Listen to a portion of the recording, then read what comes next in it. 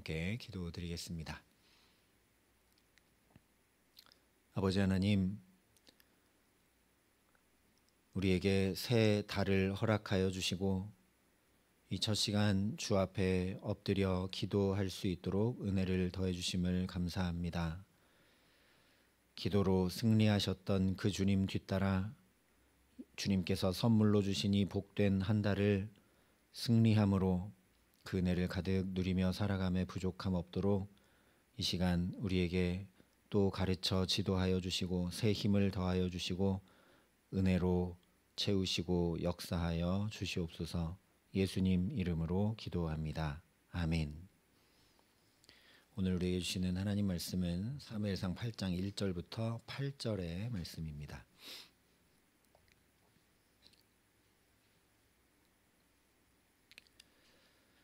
사무엘상 8장 1절부터 8절까지 말씀을 봉독해 드리겠습니다. 하나님의 말씀입니다.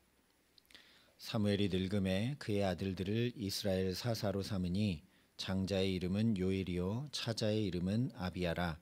그들이 브엘세바에서 사사가 되니라. 그의 아들들이 자기 아버지의 행위를 따르지 아니하고 이익을 따라 뇌물을 받고 판결을 굽게 하니라.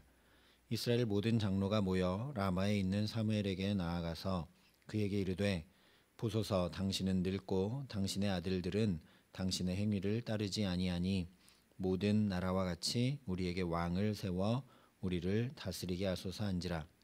우리에게 왕을 주어 우리를 다스리게 하라 했을 때에 사무엘이 그것을 기뻐하지 아니하여 여호와께 기도하매 여호와께서 사무엘에게 이르시되 백성이 내게 한 말을 다 들으라. 이는 그들이 너를 버림이 아니요 나를 버려 자기들의 왕이 되지 못하게 함이니라. 내가 그들을 애굽에서 인도하여 낸 날부터 오늘까지 그들이 모든 행사로 나를 버리고 다른 신들을 섬김같이 내게도 그리하는도다. 아멘. 오늘 사무엘상 8장은 먼저 이렇게 시작을 합니다. 사무엘이 늙음에 그의 아들들을 이스라엘 사사로 삼으니 장자의 이름은 요엘이요 차자의 이름은 아비야라. 그들이 브엘세바에서 사사가 되니라. 우리가 주목해야 될 것은 요엘과 아비야를 사사로 삼은 주체가 누구인가 하는 것입니다. 성경은 아들을 사사로 삼은 주체가 사무엘이다 밝혀주고 있습니다. 하나님께서 그들을 사사로 세우신 것이 아니라는 이야기입니다. 그러니 이거 자체가 잘못이죠. 언제나 처음 새로 행하는 것이 기준이 되게 마련입니다. 처음 사사기에 세워졌던 사사인 온니엘에 대해서 이렇게 말씀했습니다. 이스라엘 자손이 여호와께 부르짖음에 여호와께서 이스라엘 자손을 위하여 한 구원자를 세워 그들을 구원하게 하시니 그는 곧 갈렙의 아우 그나스의 아들 온니엘이라. 여호와의 영이 그에게 임하셨으므로 그가 이스라엘의 사사가 되어. 첫 번째 사사인 온니엘을 통해 사사가 되는 기준 두 가지를 우리가 알 수 있습니다. 하나는 하나님께서 세우셔야 된다. 또 다른 하나는 하나님의 영이 임해야 된다라는 것이죠. 우리가 잘 아는 사사인 삼손에 대해서도 소라와 에사의 올 사이 마하네단에서 여호와의 영이 그를 움직이기 시작하셨더라 말씀했습니다. 기드온에 대해서도 여호와의 영이 기드온에게 임하시니 말씀했습니다.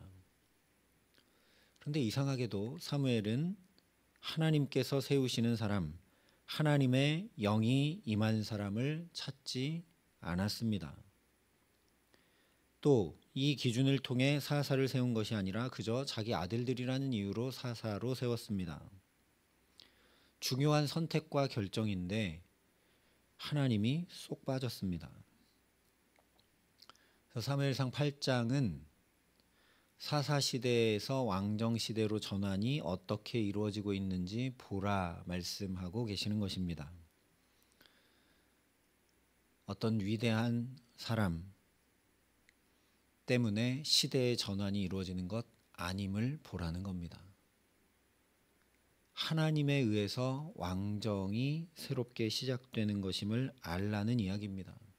그 위대한 사무엘도 이렇게 늙어버렸다는 겁니다. 하나님의 기준을 따라 선택하고 결정하지 못하여 이렇게 되어버린 것을 보라는 이야기죠. 백성들의 경우도 마찬가지입니다. 1절부터 5절에 말씀하고 있는 것처럼 사무엘의 아들들은 자기 아버지 행위를 따르지 않고 이익을 따라 뇌물을 받고 판결을 굽게 합니다.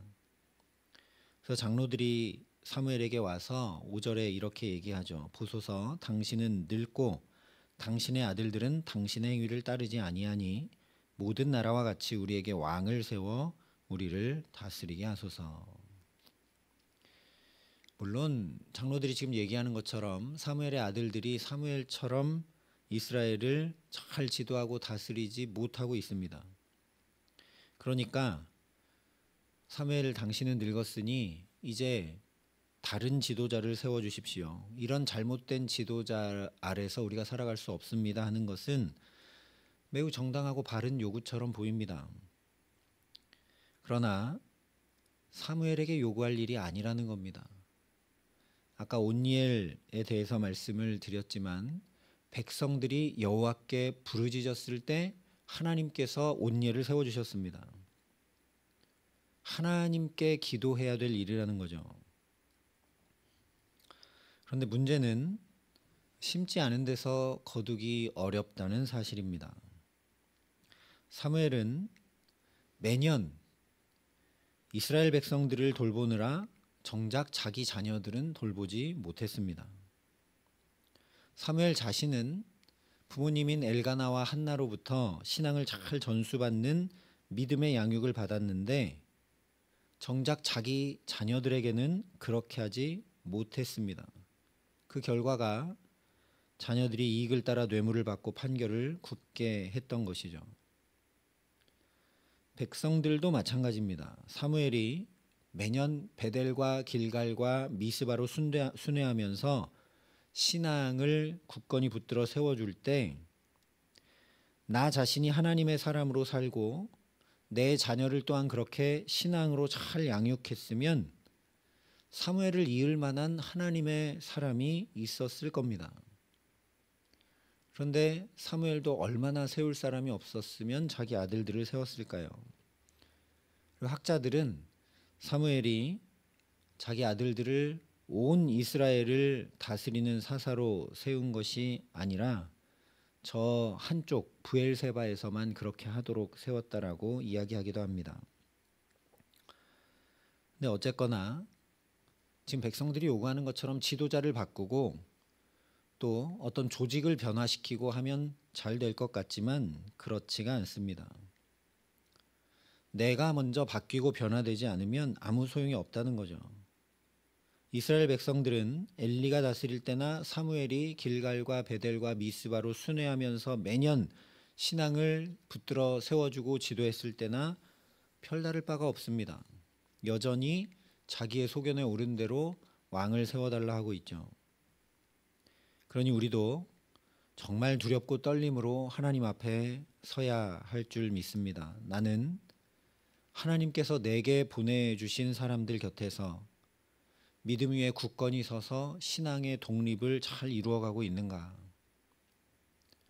그런 지도자가 없어도 나도 하나님 앞에 설 수 있는 사람으로 믿음을 길러가고 있는가 살펴봐야 된다는 거죠. 또한 우리는 과연 그런 하나님의 사람들을, 믿음의 후대들을 일으켜 세우고 있는가 생각해 보아야 합니다. 우리 자녀들에게 그 어떤 것보다 신앙의 본을 보이고 신앙의 유산을 물려주기 위해 애쓰고 힘쓰고 있는가 돌아보아야 한다라는 겁니다.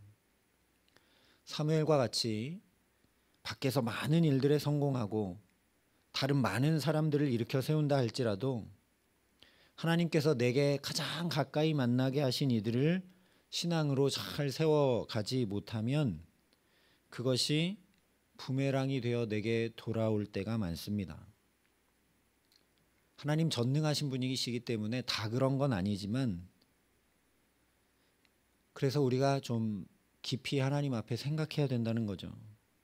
우리 세대가 아무리 많은 교회들을 세우고 전도하고 선교하고 여러 은사와 업적들을 나타냈다고 해도 다음 세대를 신앙으로 일으켜 세워두지 못하면 오늘 사무엘 시대와 하나 다를 바 없고 말게 된다는 거죠. 먼저 나를 바꾸어 가야 합니다. 나를 새롭게 해가야 합니다. 언제나 문제는 외부에 있는 것이 아닙니다. 내가 문제입니다.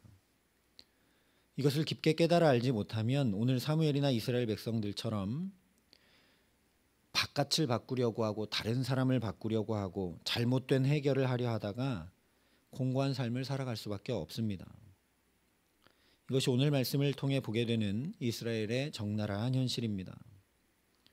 사무엘처럼 뛰어난 지도자가 있음에도 그 사무엘로 인해서 블레셋이 다시는 쳐들어오지 못하고 있고 사방의 평안을 얻고 있음에도 불구하고 그들에게 펼쳐지는 삶은 어찌할 바를 몰라서 난감하고 피곤하고 갈등과 괴로움을 벗어나지 못하고 있습니다.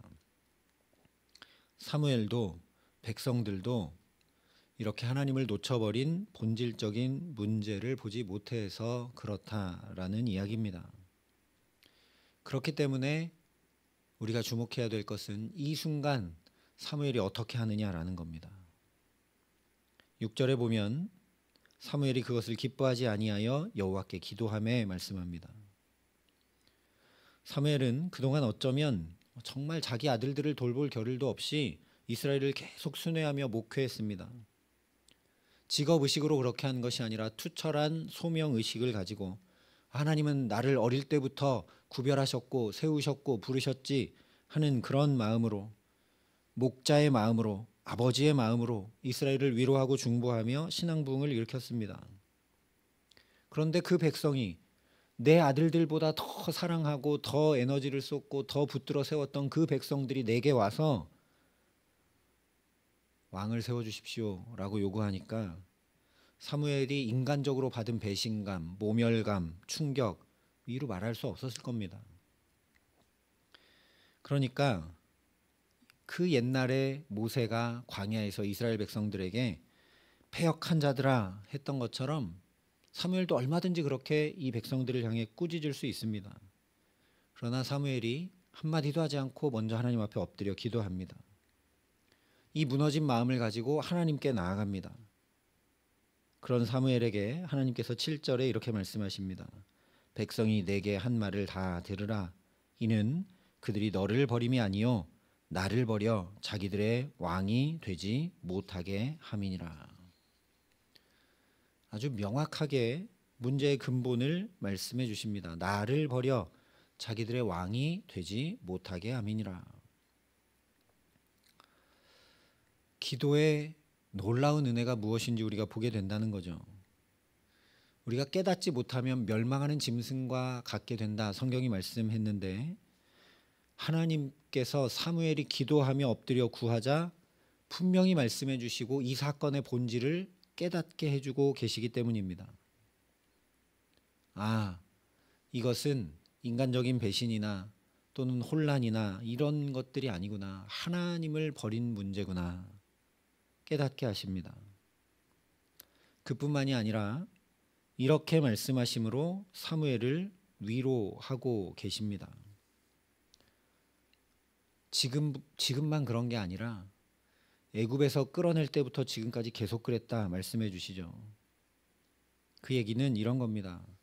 사무엘아, 너는 어쩌면 지금 처음 거절당한 건지 모르겠지만 나는 지난 수백 년 동안 지금까지 계속 이 백성들로부터 거절과 모욕과 배신 당하며 찢어지는 가슴으로 여기까지 이들을 품고 왔다. 내가 너의 마음을 가장 잘 안다. 위로하시는 하나님의 음성입니다. 우리가 기도하면 주님께서 우리 마음을 아시고 참 위로를 더해 주시고 우리를 붙들어 주신다라는 거죠. 또 이렇게 기도하는 사무엘의 모습 역시 기도의 어머니 한나에게 보고 배운 모습이고 또 엘리에게 어떻게 하나님 앞에 나가고 그 음성을 들어야 하는지 기도를 배웠기 때문임을 우리가 또 반드시 기억해야 합니다. 그러니 저와 여러분도 이 말씀 앞에서 더 기도하기를 힘쓸 수 있도록 은혜를 구할 수 있기를 바랍니다. 더 나가서 우리도 인생의 어려운 때마다 또 어떤 일들이 있을 때마다 먼저 무릎 꿇는 자 되게 하시기를 간절히 소망합니다. 그러면 나도 사무엘처럼 사건과 상황을 분명히 깨달아 알게 하시고 분명히 깨달아 알기에 대처할 수 있는 은혜 주실 줄 믿습니다. 뿐만 아니라 나보다 나를 더 잘 아시는 하나님의 위로가 임해와 내가 새 힘을 얻고 또 믿음으로 나아갈 수 있는 줄 믿습니다. 그뿐만 아니라 사무엘이 지금 그러는 것처럼 내가 먼저 무릎 꿇게 되면 내 자녀가 그것을 보고 배우게 되고 다음 세대가 그것을 보고 배우게 되어서 어떤 일들이 닥칠 때마다 우리 자녀들도 다음 세대들도 하나님께 무릎 꿇고 기도하고 하나님 붙들고 하나님 의지하여 살아가는 믿음의 사람들로 자연히 세워질 수 있는 줄 믿습니다. 이것이 기도를 통해 얻게 되는 은혜와 힘과 소망입니다. 그러니 기도의 사람으로 살아가게 하시기를 간절히 소망합니다. 우리 주님이 그렇게 기도로 늘 사셨습니다. 4월 첫날입니다. 하나님께서 또 우리에게 환히 새 날들을 가득 열어주시고 우리가 이렇게 생명과 호흡 있게 하셔서 선물로 이 날들을 누리며 살아갈 수 있도록 역사해 주셨습니다. 그러니 그 하나님 앞에 기도하고 간구하고 그 하나님을 의지함으로 살아갈 수 있기를 바랍니다.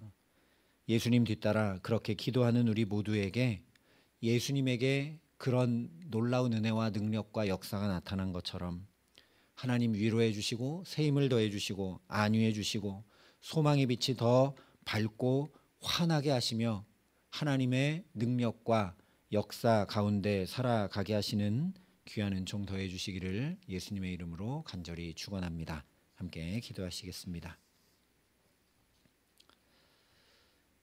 아버지 하나님, 우리의 삶이 새롭게 되고 우리의 삶이 전환되어지는 것은 오직 하나님으로 인함임을 말씀을 통해 다시 확인하게 됩니다.